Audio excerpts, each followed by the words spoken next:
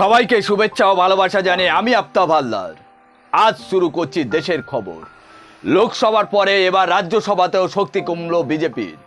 সদ্য মেয়াদ শেষ হয়েছে 4 মনোনীত সদস্যের। বিজেপি সরকারের পরামর্শে রাষ্ট্রপতি বেছে নিলেও তারা আনুষ্ঠানিকভাবে নাম লিখিয়েছিলেন বিজেপির শিবিরে। এই 4 জনের মেয়াদ শেষ হওয়ায় সংসদে উচ্চকক্ষের সংখ্যাগরিষ্ঠতা থেকে অনেক নিচে নেমে গেল কেন্দ্রের শাসক দল।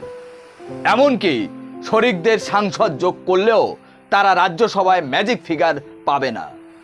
সামনে বাজেট আছে, তার আগে সংখ্যাতত্ত্বের এই হিসেব মোদী সরকারের জন্য নিঃসন্দেহে একটা অস্বস্তিকর। গত শনিবার রাজ্যসভায় মেয়াদ শেষ হয়েছে 4 সংসদে।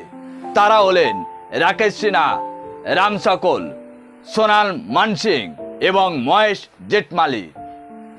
এর ফলে বিজেপির সাংসদ সংখ্যা কমে দাঁড়ালো 86 জন এবং এনডিএর সাংসদদের সংখ্যা যোগ করলে দাঁড়াবে 101 জন।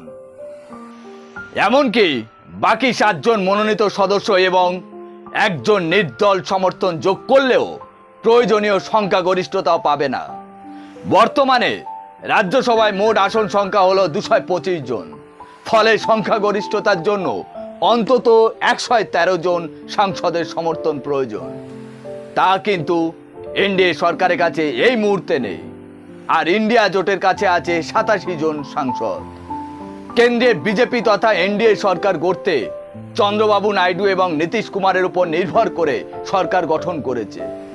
এবার রাজ্যসভায় বিল পাস করাতে গেলে তামিলনাড়ু এআইডিএমকে এবং অন্ধ্রপ্রদেশে ওয়াইএসআর কংগ্রেসের মতো প্রাক্তন শরিক নরেন্দ্র মোদী দলের মুখোপেক্ষী হয়ে থাকতে হবে এনডিএ সরকারকে।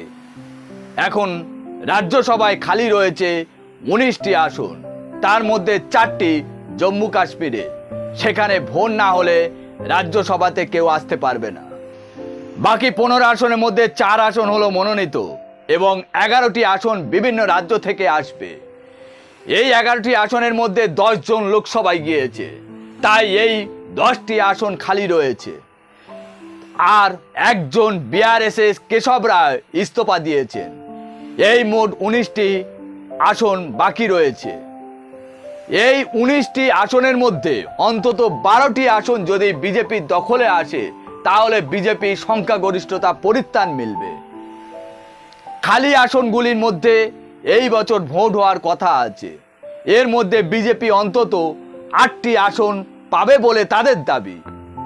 আর 4 জন মনোনীত সদস্য বিজেপির সঙ্গে থাকবেন বলে বিজেপির ধারণা। এখন প্রশ্ন হচ্ছে, অন্তত বিজেপি 12টি আসন জোগাড় করতে না পারলে রাজ্যসভায় নরেন্দ্র মোদী সরকারের বিল পাস করাতে হিমশিম খেতে হবে। আজ এখানে শেষ করছি। সবাই ভালো থাকবেন, সুস্থ থাকবেন। Tata, bye bye.